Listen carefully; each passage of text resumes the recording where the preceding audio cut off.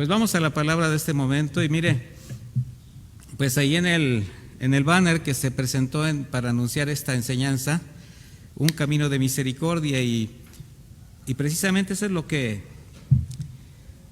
me ha estado mostrando el Señor últimamente con todo su caminar, que Él tuvo un caminar misericordioso, compasivo, desde que dejó su reino, y pues hemos enfatizado constantemente que si bien el propósito de nuestro Señor Jesucristo al venir a esta tierra, a este mundo, fue pues la salvación del hombre, ese fue el propósito. Sin embargo, su caminar se distinguió precisamente por su carácter misericordioso, y esto fue para toda la gente. Él jamás hizo acepción de personas, jamás lo hizo. Y pues así como escuchaba el clamor de quienes daban todo por perdido, como aquellos 10 leprosos que estaban exiliados y ya destinados a morir, o el ciego Bartimeo, ¿se acuerdan cómo clamaba, cómo gritaba, Jesús, hijo de David, ten misericordia? Y él volteaba los ojos, ¿verdad? O atendía a quienes eran llevados delante de él, aunque ni siquiera sabían lo que estaba pasando, como aquel paralítico que bajaron desde el techo sus amigos. Sin embargo, el Señor atendió su necesidad, incluso a quienes manifestaron pues su rechazo abiertamente, sus detractores, sus enemigos, a ellos les extendía la misericordia. No hacía acepción de personas. ¿Se acuerda de Jairo, aquel principal de la sinagoga, a quien resucitó a su hija y que finalmente, bueno, este hombre tuvo ese acto de humildad de ir a ver al Señor Jesucristo, independientemente de lo que todo su entorno religioso le decía? O quienes buscaban a Jesús como su última alternativa, después de haber agotado todas sus opciones, pretendiendo resolver en sus fuerzas, con sus recursos, su situación o su enfermedad, como la mujer de flujo de sangre, ¿verdad? O aquella mujer sirofenicia que llegó delante de él clamando por la salud de su hija, el padre del joven endemoniado que hasta expresó: Señor, ayúdame a creer, sí creo, pero ayúdame a creer. O sea, tantas y tantas vivencias que sucedieron con personas que encontraba en el camino. El paralítico de Betsaida, que simplemente le dijo: ¿Quieres sanar? Bueno, hemos estado estudiando algunas de estas vivencias del Señor, estos milagros, y hemos visto siempre el carácter compasivo del Señor ante el sufrimiento de quienes se encontraban en su camino, extendiéndole su consuelo, siempre interesado en sus necesidades y también supliendo milagrosamente, aunque hubo ocasiones en que ni siquiera se lo pidieron. Fíjese, eso lo vamos a ver hoy. Hubo que ni siquiera lo pidió y el Señor les extendió su misericordia. De hecho, creo que nosotros estamos muy relacionados con esto, porque la verdad nosotros también estábamos ahí tirados en el camino y creo que ni clamábamos, ni esperábamos, ni siquiera teníamos la menor idea, pero el Señor fue el que se acercó. Y ahora, bajo la gracia, mis hermanos, conocemos el carácter de Cristo. Ahora conocemos esa compasión. Y también sabemos que nuestra relación con Él se fundamenta en la fe. Sin embargo, pese a todo lo que conocemos en la Escritura, las experiencias personales, siempre habrá momentos en que esa fe se cimbre, ¿cierto o no? O sea, y esto no es para avergonzar a nadie. Esas veces que siente uno que Dios nos abandona, que no nos escucha. Mire, yo he tenido testimonios constantemente y además creo que en mi propia vida he tenido esas sensaciones de que de repente tú dices: ay, Señor, ¿dónde estás? Pero el Señor te hace ver que está ahí, que ahí está, ¿verdad? Pero yo sé que muchos de ustedes han sentido esa parte, ¿verdad? De un aparente silencio. Y obviamente esto es cuando las cosas van mal. Cuando las cosas van bien, pues cuando son favorables, nos sentimos en paz con Dios y se mantiene intacta nuestra fe, nuestra confianza.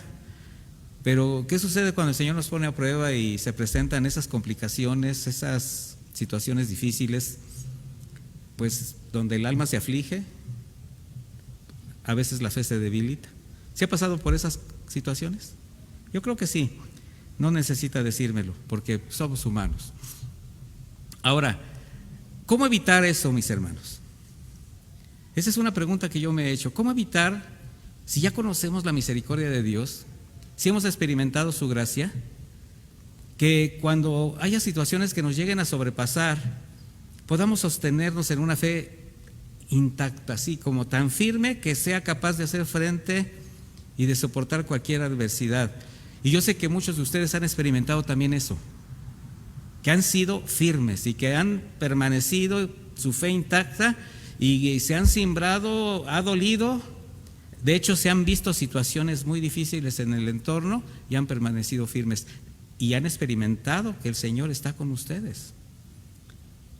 A veces a mí me ha correspondido atender a una persona por teléfono a distancias muy largas en otro país, donde en ese momento hay una situación de crisis y lo único que necesitaban era una palabra, un consuelo, un escucharlos.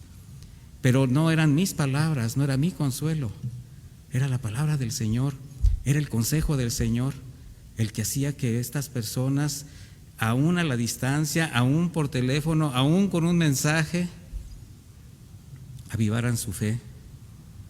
¿Por qué? Porque lo único que necesitamos para que nuestra fe esté sostenida es estar convencidos que Dios es real, mis hermanos, que Dios es verdadero, que sus promesas son sí y amén, y que podemos confiar en Él.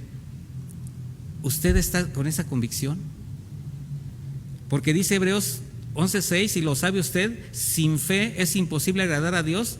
Dice, pero es necesario que el que se acerca a Dios crea que Él existe. En la versión de Reina Valera contemporánea así dice, que crea que Él existe y que sabe recompensar a quienes lo buscan. Esta traducción me gusta mucho, porque hay quienes se acercan a Dios y a veces piensan como que están jugando como una adivinanza, como un albur. Pues ojalá que pegue, ojalá que esté, ojalá que me escuche.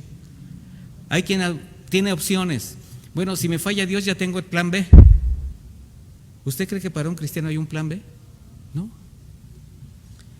Y mire, vamos a ver ahora un pedacito del camino de Jesús misericordioso, donde hay respuestas que nos van a permitir afirmar esta fe mientras todavía nosotros estemos en este camino. Y en Lucas 7:1, acompáñame ahí.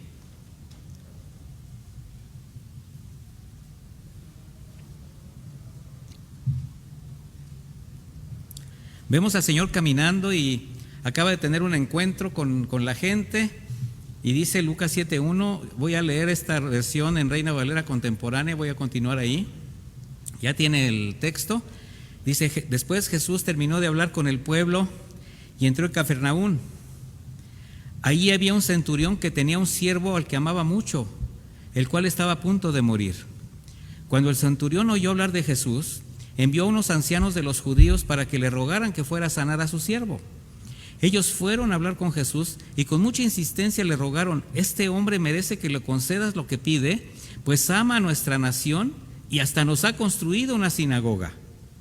Jesús fue con ellos y ya estaban cerca de la casa cuando el centurión envió a unos amigos suyos para que le dijeran, Señor, no te molestes, yo no soy digno de que entres en mi casa. Ni siquiera me consideré digno de presentarme ante ti, pero con una sola palabra tuya mi siervo sanará. Yo mismo sé lo que es estar bajo autoridad y lo que es tener soldados bajo mis órdenes. Y si a alguno le digo ve allá, él va. Y si a otro le digo ven acá, él viene. Y si a mi siervo le digo haz esto, lo hace. Cuando Jesús oyó esto, se quedó admirado del centurión. Se volvió entonces a la gente que lo seguía y dijo, quiero decirles que ni siquiera en Israel he hallado tanta fe. Los que habían sido enviados regresaron entonces a la casa y se encontraron con que el siervo ya estaba sano. Vamos a estudiar este pasaje conjuntamente con el texto paralelo en Mateo, que se conjuntan, se complementan bastante bien. Y para comprender bien o un poco más el sentido del pasaje, vamos a conocer algo del origen de este hombre que se podría considerar como adversario del pueblo de Israel. Acuérdese, era un centurión, pero este hombre pues tenía un buen corazón, tenía cierta empatía con el pueblo judío. Él era un oficial principal del ejército romano. Y esto era un hecho que para los judíos era un enemigo, porque usaban mucho la violencia con ellos. Este militar no era un soldado ordinario. Ser centurión del ejército romano, que además era el ejército más sofisticado, más poderoso de la época, ser centurión era índice de ser un oficial de carrera, un experto en el arte de la guerra.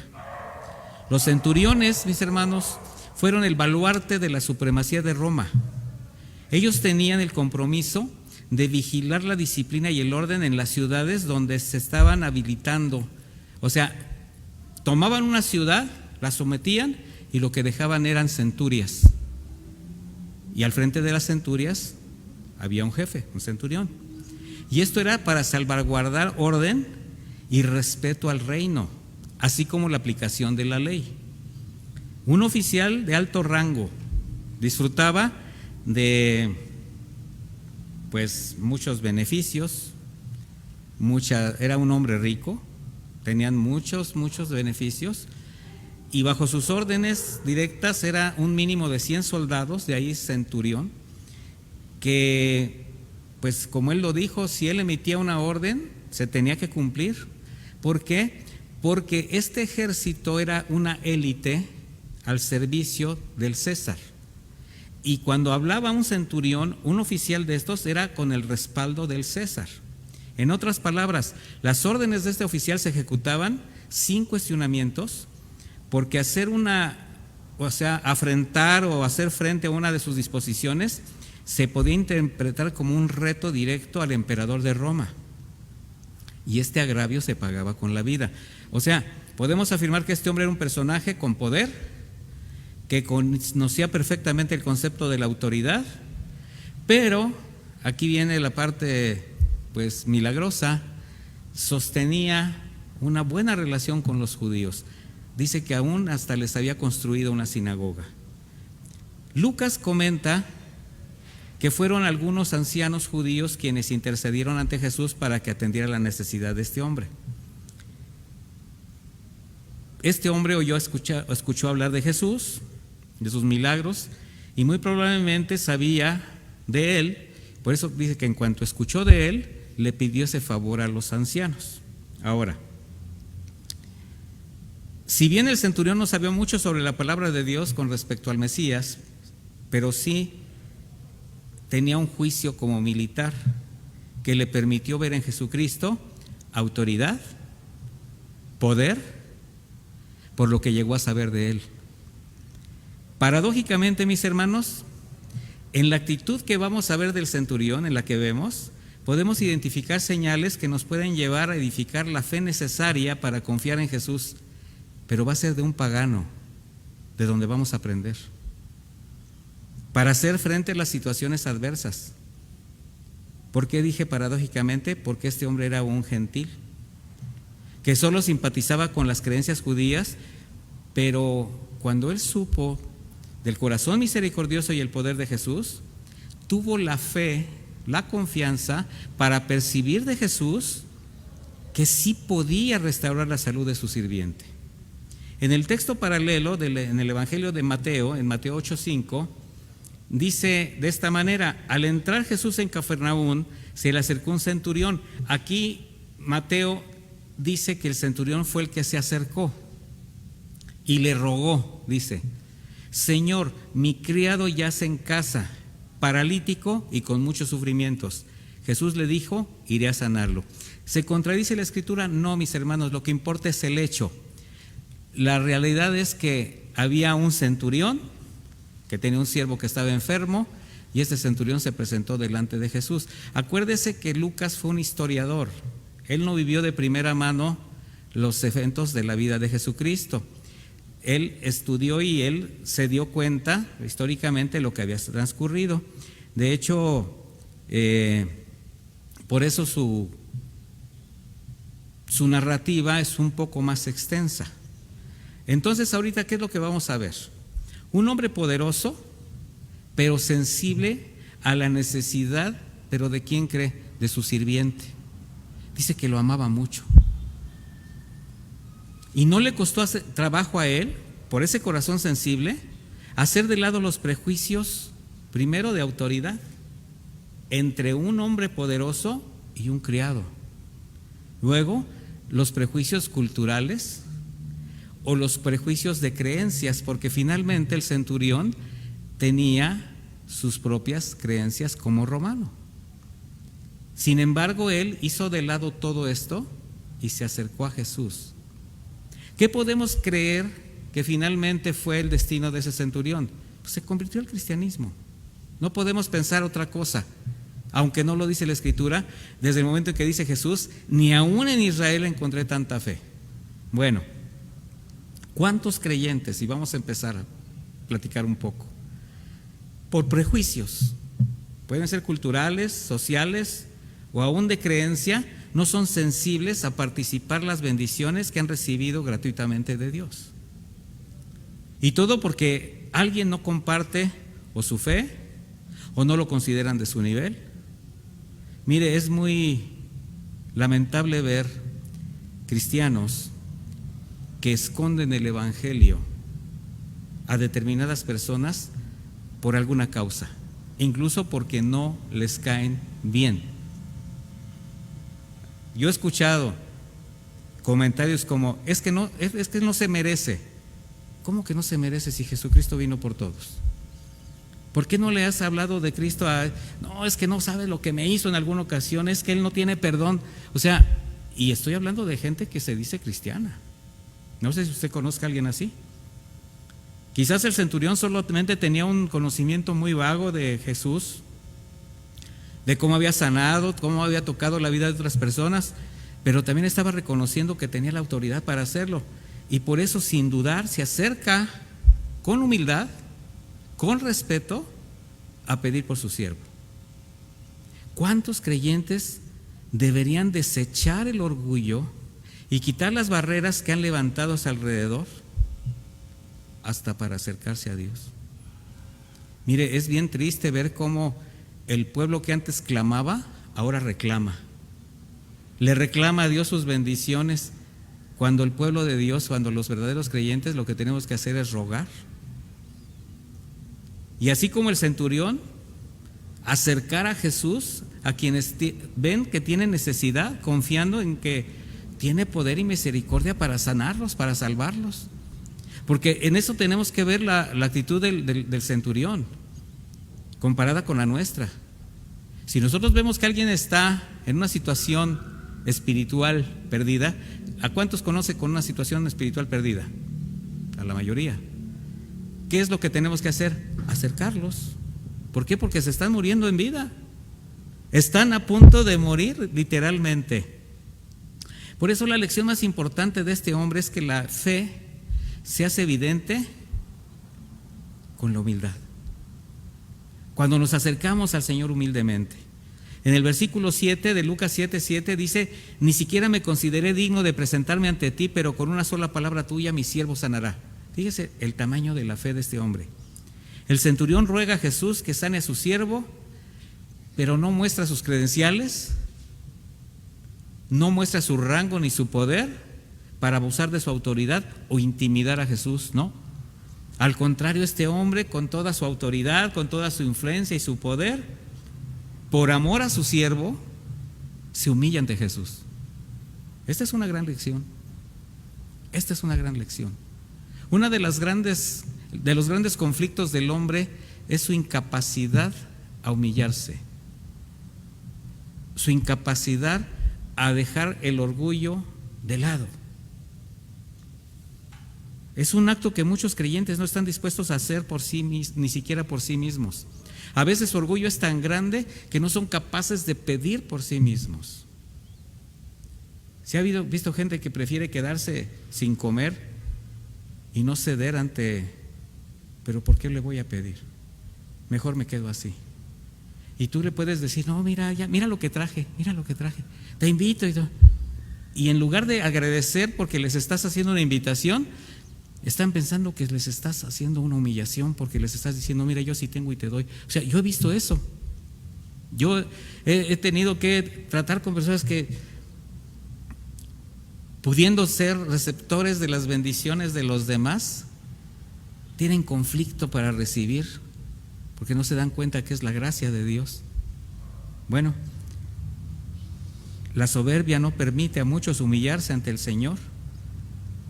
Cuando usted recibe algo, una atención, un regalo, algo que alguien le da, ¿usted cree que viene de la persona, que viene de Dios? Bueno, ahora que conoce al Señor, sí. Pero antes usted decía, ay, mira lo que me trajo. Sí, y sí, el instrumento es la persona que te da algo, pero es Dios el que lo permite. Cuando tú vayas a recibir algo, recíbelo como de parte de Dios, mi hermano, y agradécelo de esa manera. Bueno, hay a quienes les es muy difícil humillarse delante del Señor, pero sí les es muy fácil presentarse ante Él exhibiendo credenciales que finalmente no son nada delante de Dios. Pero quienes reconocemos la misericordia de Dios en Cristo Jesús, sí sabemos que tenemos que tener mucho cuidado en cómo nos pretendemos acercar a Dios. Temor reverente, convencidos que al llegar ante su trono es un privilegio inmerecido por gracia. Sin embargo, muchos no han entendido que acercarse a Dios con una actitud orgullosa, inconforme, soberbia, incluso codiciosa, pues solamente agrega pecado al pecado, mis hermanos. O sea, estamos en un mundo de demasiadas controversias y los argumentos del mundo nos pueden llegar a arrastrar. Si tú tienes problemas con sujetarte, con reconocer un error, con humillarte, con someterte, analiza tu corazón.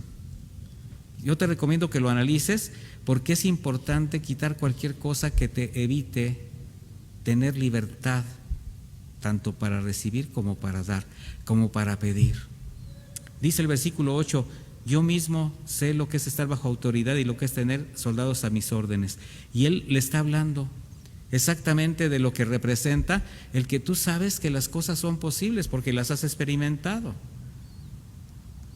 Entonces, si tú sabes el poder de la autoridad y la ejerces con sobriedad, si la ejerces con humildad, fíjate lo que acabo de decir, ejercer la autoridad con humildad. Eso es el carácter de Cristo.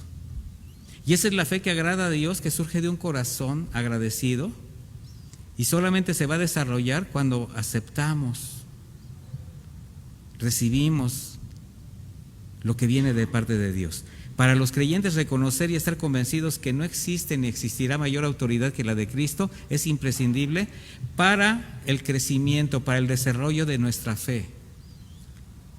Cuando Jesús oyó esto, se quedó admirado del centurión y le dijo, ni siquiera en Israel he hallado tanta fe.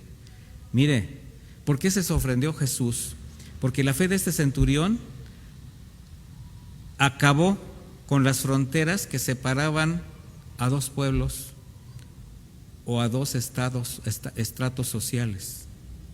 La fe de este hombre derrumbó divisiones espirituales entre lo que podía existir en un hombre con autoridad y su siervo, pero también lo que podía permitir dar un ejemplo a quienes decían conocer a Dios y no tenían la capacidad de humillarse delante de Dios como este hombre. Se maravilló al ver que este hombre, enemigo del pueblo, dio una muestra de fe auténtica, reconociendo la autoridad de Jesús y entregándose a la misericordia de Dios. Este centurión fue considerado a los ojos del mundo, pues que consideraba como un enemigo del pueblo judío, pero fue el que dio evidencia de una fe tan grande que ni los mismos israelitas podían discernir. ¿Por qué? Porque ellos jamás llegaron a pensar de Jesús como pensó el centurión. El centurión reconoció en él poder y autoridad. ¿Y sabe qué? Los israelitas no. Al contrario, los israelitas lo mataron. Por tanto, si ahora estamos convencidos que vivimos por la fe en Cristo, entonces no podemos permitir, mis hermanos, que los acontecimientos, o sea, lo que le está sucediendo, sean los que determinen el tamaño de su fe. Su fe no se va a determinar por el tamaño de los problemas. Su fe tiene que estar firme ante cualquier problema. Y el Señor sí desea que sus hijos tengan una fe incondicional en Él. Sí desea que tengan la capacidad de superar toda adversidad. Pero eso se hace desarrollando la fe. Y podemos aprender del centurión. ¿Cuál es el primer paso? La humillación. Acercándonos al Señor confiando en su bondad, en su misericordia, sabiendo que podemos acercarnos libremente a recibir el oportuno socorro, pero con un corazón humilde, con un corazón temeroso a su majestad. No olvidemos que la verdadera fe, con la actitud correcta, siempre será premiada. Quiero hacer énfasis en lo que acabo de decir. Una fe verdadera, expresada con una actitud correcta, será premiada. En el último versículo dice: y su criado fue sanado en aquella misma hora. Hubo un resultado. ¿Cuál fue el resultado? El resultado de la fe del centurión. El criado estaba agonizando.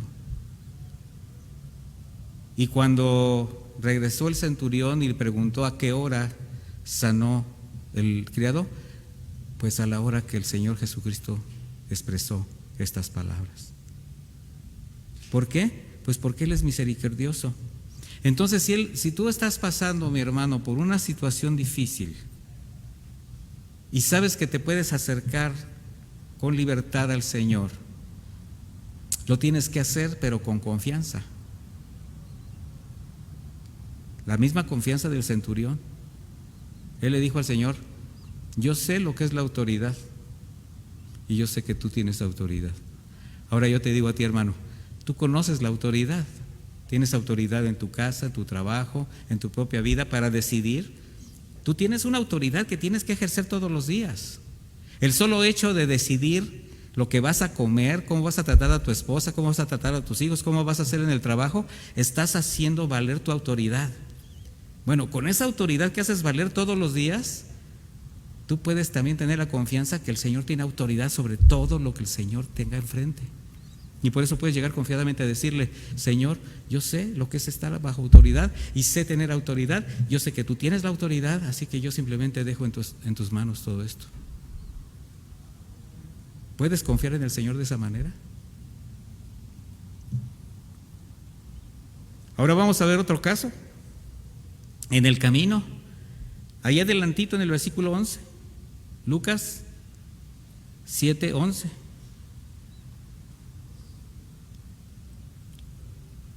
Por eso me llamó la atención dos pasajes juntos con diferentes formas de expresión del Señor Jesucristo. Dice: después Jesús, o sea, después de salir de Cafarnaúm, de estar con el centurión, se dirigió a una ciudad llamada Naín, y lo acompañaron muchos de sus discípulos y una gran multitud. O sea que iba con un buen de gente, así como decimos por acá, ¿verdad? Pasado ese evento, pues, Jesús se dirige a esta ciudad. Naín era una aldea muy pequeñita, pero estaba situada, ahí le va, a 20 kilómetros de Cafarnaúm. O sea, el Señor caminó prácticamente 20 kilómetros para llegar en el momento exacto, en la hora exacta, en la situación exacta donde Él sabía que tenía que estar. Dice el versículo 12: cuando se acercó a la puerta de la ciudad, vio que llevaban a enterrar al hijo único de una viuda. Mucha gente de la ciudad acompañaba a la madre. Entonces estamos viendo que muchos de sus discípulos iban con Jesús, más una multitud, y se encuentran con otra multitud acompañando un cortejo fúnebre. En la mayor parte de los pasajes durante el caminar de Jesús, podemos ver cómo eran las personas las que buscaban a Jesús.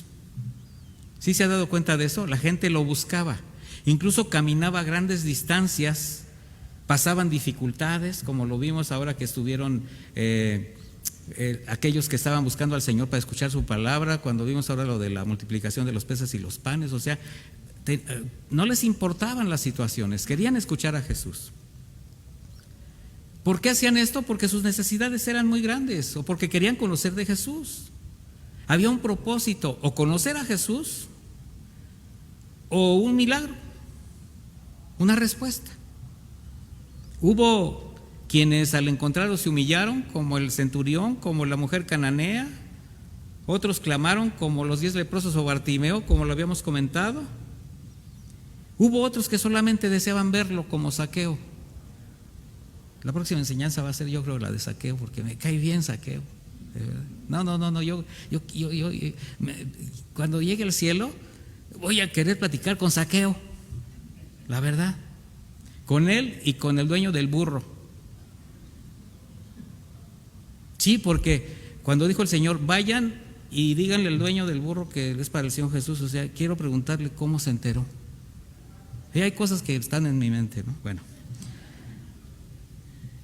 Zaqueo que solamente quería verlo. O hubo quien lo quiso nada más tocar, como la mujer del flujo que se arrastró atrás de él. Bueno, pero ahora no fue así. Ahora fue mismo Jesucristo quien, movido a misericordia, tomó la iniciativa para consolar y bendecir la vida de una triste mujer viuda, desolada, porque estaba a punto de enterrar a su único hijo. Y así fue desde el principio, mis hermanos. O sea, esto que está haciendo el Señor Jesucristo en este evento fue algo que desde el principio fue para todos nosotros. Ninguno le buscó, ninguno clamó, vivíamos en la condición de pecado. Esto nos llevaba a la condenación eterna. Sin embargo, Jesucristo tuvo misericordia, tomó la iniciativa de venir a dar salvación y paz a quien teníamos un destino de muerte. Así fue desde el principio. Ahora una mujer que probablemente llegó a gozar de mucha felicidad con un esposo amado y un hijo que le hacían de su vida pues el ideal de toda mujer, pero de un momento a otro todo se acaba, todo se derrumba. Sin embargo, podemos ver que esta mujer no clamaba, no se humilló, no pidió, bueno, ni siquiera se acercó a Jesús. Su tristeza era tan grande que solamente arrastraba su sufrimiento detrás de un ataúd. Lloraba desconsolada por la muerte de su hijo. Pienso que era una mujer quizás de edad avanzada, cansada, agobiada por una doble tragedia, todavía con el recuerdo de la muerte de su esposo, y ahora está viviendo momentos de una profunda tristeza,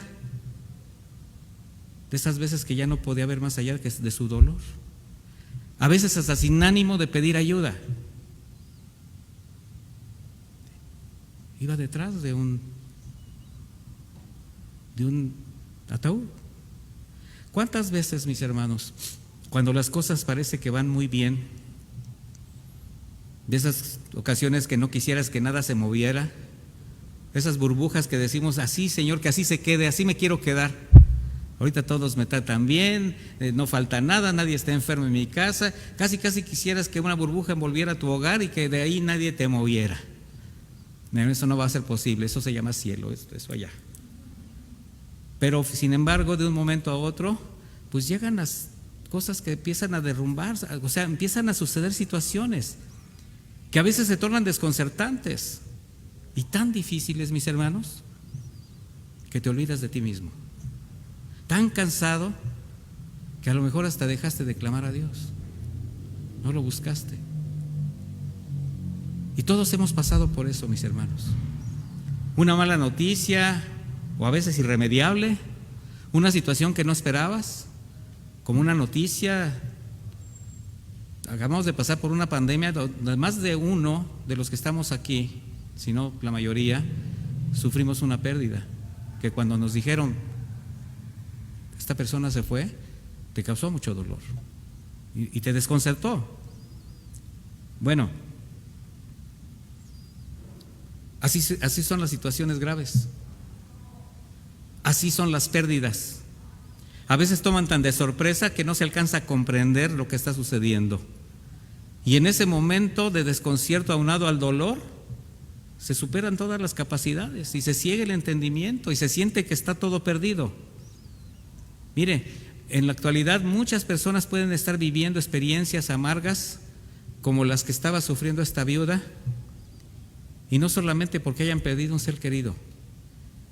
Mire, ¿cuántos pueden estar sufriendo por la muerte espiritual de un ser amado? Que se está perdiendo en malas compañías, delincuencia, drogas, alcoholismo. No importa la edad, no importa el sexo, no importa el nivel social, o alguna de las formas tan seductoras con las que actualmente los jóvenes por medio de las redes sociales acaban con su vida. Y eso causa mucho dolor. Bueno, esta mujer ya había perdido a su esposo y ahora ve morir a su único hijo.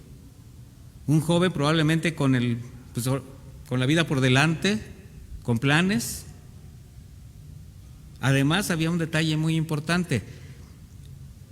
Por causa de la sociedad en la que ella vivía, la sociedad judía, ella sabía lo difícil que iba a ser su vida sin el apoyo de los hombres que la sostenían.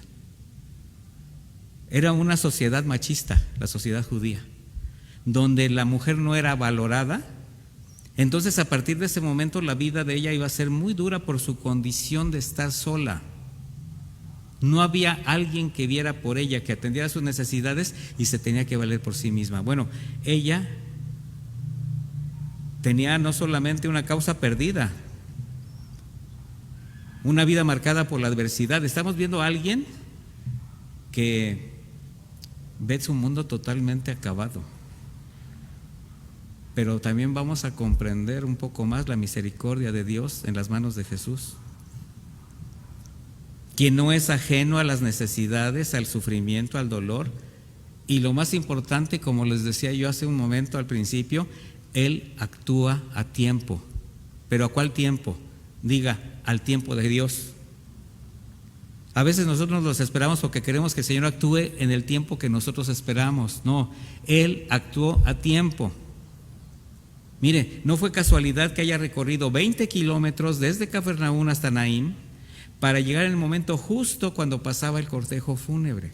No fue casualidad. Versículo 13 dice: cuando el Señor la vio, se compadeció de ella. Hay quien ha llegado a pensar que el Señor no lo ve. Mire, a mí me han llegado a decir algunos hermanos, algunas hermanas: es que yo pienso que sí, Dios es muy bueno, muy misericordioso, yo lo sé, pero ¿usted cree, pastor, que se va a fijar en mí con tanta gente alrededor que le pide? Con tantas necesidades por todas partes, ¿usted cree que se va a fijar en mí? Y yo, ¿qué cree que le digo? Pues sí, hermana, se fije en usted, porque por eso es Dios. Él es omnipresente, Él es omnipotente, Él es omnisciente. Y ya se queda, sí, ¿verdad? Sí, hermana. Nada más espera el tiempo de Dios. El Señor está pendiente de su creación y especialmente de sus hijos. Los separé. El Señor es misericordioso con toda su creación. Él permite que salga el sol para justos e injustos, ¿sí o no? Pero especialmente tiene algo para sus hijos, mis hermanos. Jesús se preocupa, siente nuestro dolor, no es insensible, no es indiferente. Él nos ama. Él conoce nuestra tristeza.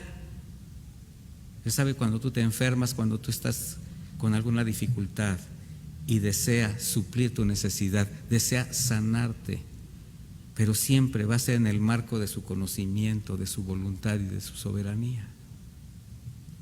Y si en ocasiones parece que se tarda o no viene la respuesta que estamos esperando, es porque así Él lo determinó.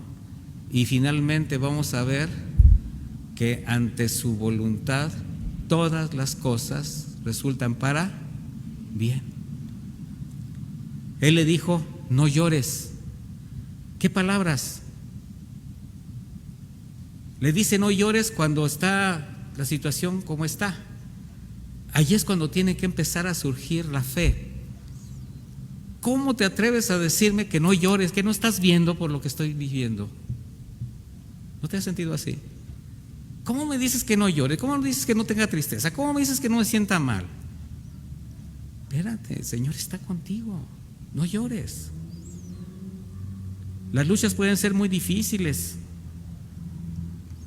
pero la palabra de Dios, mis hermanos, siempre va a ser un bálsamo para el alma y da fuerza y gracia para que soportemos las dificultades y aprendemos de eso. No llores. Y dice el 14, y acercándose, fíjese, el Señor va actuando en la medida que va hablando. No llores. Y se acerca. Él se acerca. ¿Qué determina esto? Que Él siempre está a nuestro lado, porque su gracia es con nosotros, en nosotros y sobre nosotros. Él está cercano. Jesús vio la necesidad. Y vemos claramente como la iniciativa de quién fue. De Jesús. Como siempre, Él tomó la iniciativa desde los cielos para venir a salvarnos. Bueno, eso es lo maravilloso de la gracia, mis hermanos.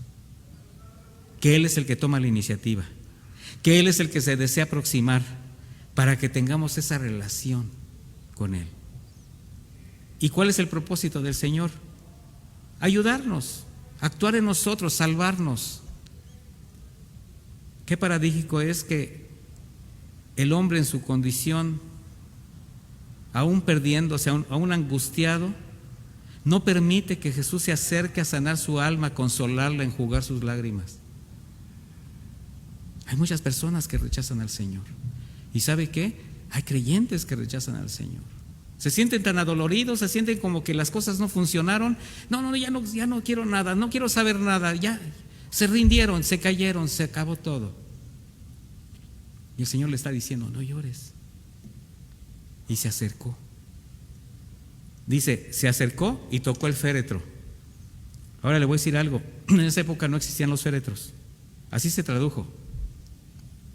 Era una camilla mortuoria. O sea, era una camilla con bejucos, con ramas, donde se embalsamaba al difunto, al muerto, en vendas. Ya estaba embalsamado, ya estaba con los ungüentos, las cosas, ¿para qué? ¿Por qué? Porque el calor de aquellos lugares era tremendo.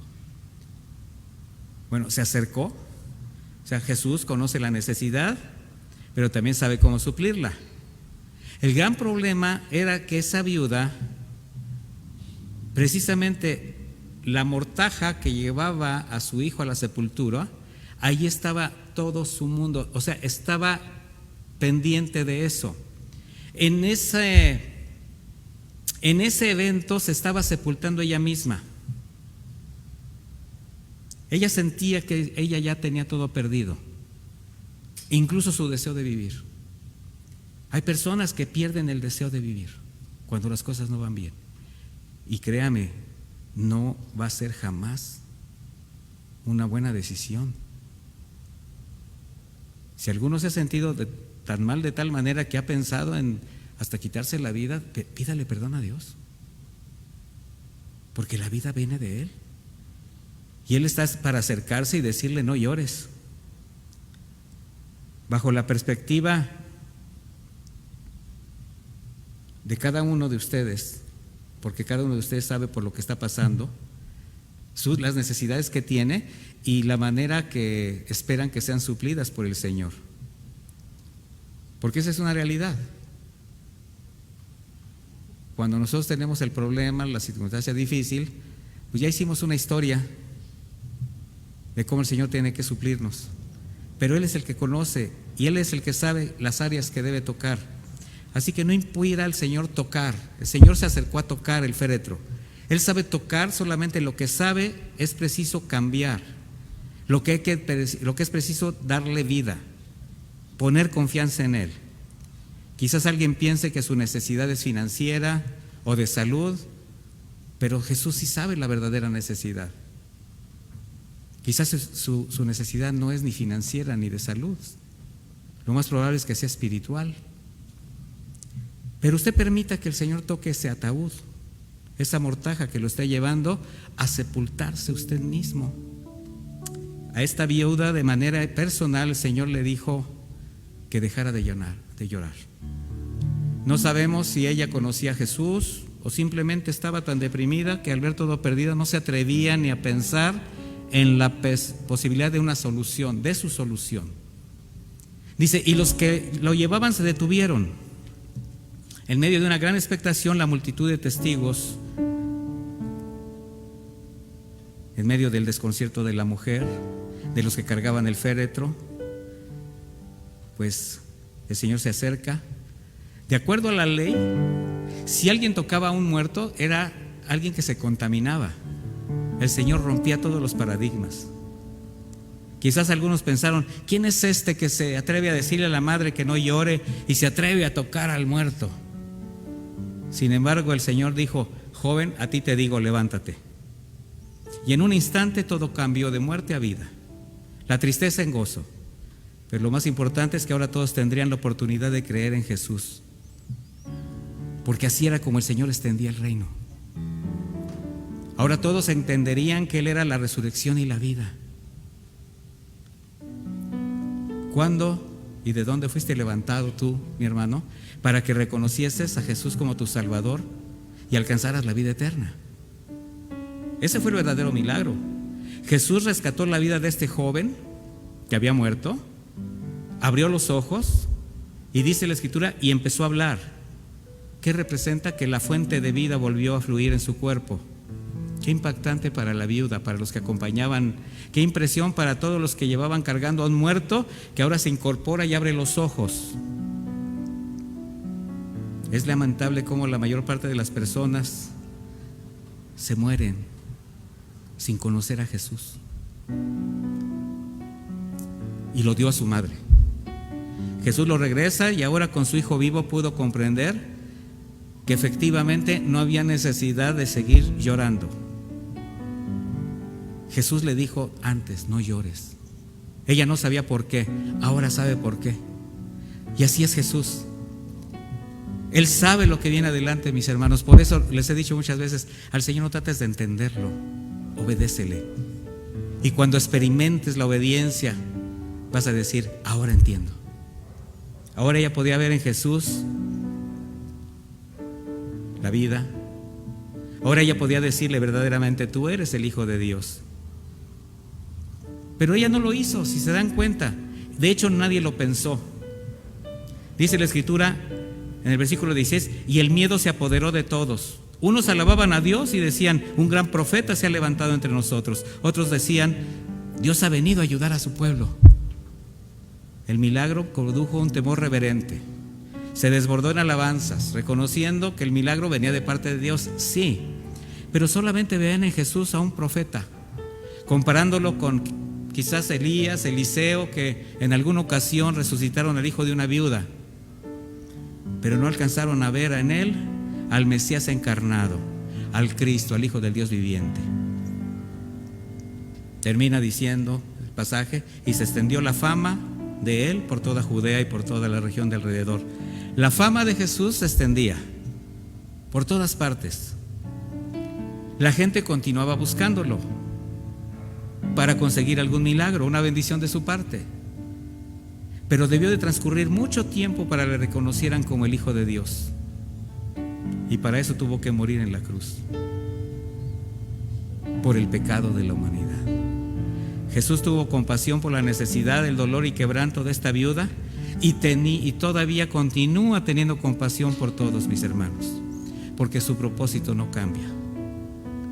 Así que en estas dos experiencias de Jesús en el camino podemos ver su amor y su misericordia, y podemos ver que esta misericordia continúa porque Él sigue pendiente de nuestras necesidades.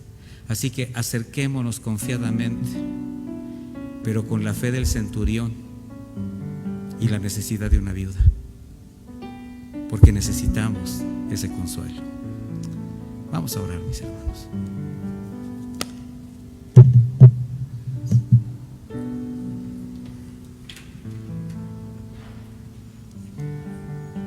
Bendito Dios, te damos muchísimas gracias, porque continúas extendiendo tu misericordia y tu gracia. Estamos en el camino, Señor. Estamos en el camino que tú nos has puesto, intentando recorrer por las sendas de justicia que has marcado para cada uno de nosotros. Con una fe puesta en ti, Señor, que queremos reforzar, que queremos seguir desarrollando, porque sabemos que vendrán tiempos difíciles, tiempos en los cuales nos vamos a ver confrontados con nuestra realidad. Así que, Padre, sigue siendo misericordioso en el camino, Señor. Te necesitamos. No podemos andar solos. Tú mismo dijiste que estarías con nosotros hasta el final de todos los tiempos. Y en esa fe reposamos. Esa promesa es para nosotros. Así que, Padre, gracias por seguir siendo misericordioso en nuestro camino, en el camino de cada uno de tus hijos. Te damos las gracias por tu palabra, por este tiempo, Señor, y nos ponemos en tus manos para que sigas tratando con nuestra vida y nuestra fe se siga solidificando, fortaleciendo. En el nombre de Jesús, amén y amén.